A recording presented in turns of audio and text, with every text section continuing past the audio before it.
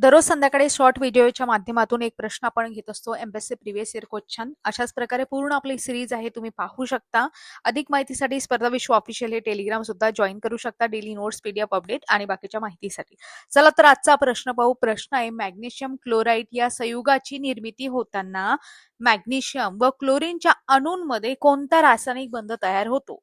Which chemical bond is form between magnesium and chlorine atom during formation of compound magnesium chloride? Option काय काय दिलेले आहेत? सहसंयोज, covalent bond, ionic bond, त्याला तुम्ही आयोनिक बॉन्ड असं म्हणता, समन्वय सहसंयोज बंध, कॉर्डिनेट कोव्हॅलंट बॉन्ड असं म्हणू शकता, आणि धातुबंध त्याला तुम्ही मेटॅलिक बॉन्ड असं म्हणू शकता. आपल्या प्रश्नाचं योग्य उत्तर काय? मॅग्नेशियम आणि क्लोराईड यांना एकत्र आणायचं आहे आणि त्याच्यापासून मॅग्नेशियम क्लोराईडची निर्मिती करायची आहे.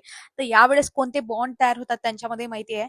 त्यांच्यामध्ये आयोनिक बॉन्ड तयार होतात. म्हणजेच ऑप्शन क्रमांक 4 हे आपल्या प्रश्नाचं योग्य उत्तर होईल. आता आयोनिक बंध म्हणजे काय किंवा सहसंयोज बंध म्हणजे काय, प्रत्येकाचं आपण डिटेल एक्सप्लेनेशन पाहू. सहसंयोज बंध प्रामुख्याने अधातू आणि अधातू मध्ये तयार होते. म्हणजे यामध्ये नेमकं काय होत असते?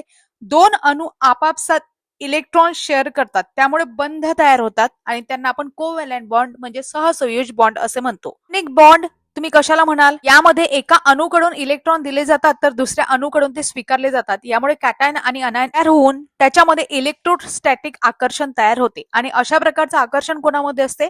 धातू आणि अधातू मध्ये असते. त्यानंतर पुढचा प्रकार कोऑर्डिनेट कोव्हॅलंट बॉन्ड म्हणजे समन्वय सहसंयोज बंध कशाला म्हणाल? एका अणूने संपूर्ण इलेक्ट्रॉनची जोडी देणे आणि दुसऱ्या अणूने ती संपूर्ण जोडी स्वीकारणे, यालाच आपण काय म्हणतो? समन्वय सहसंयोज बंध असं म्हणतो.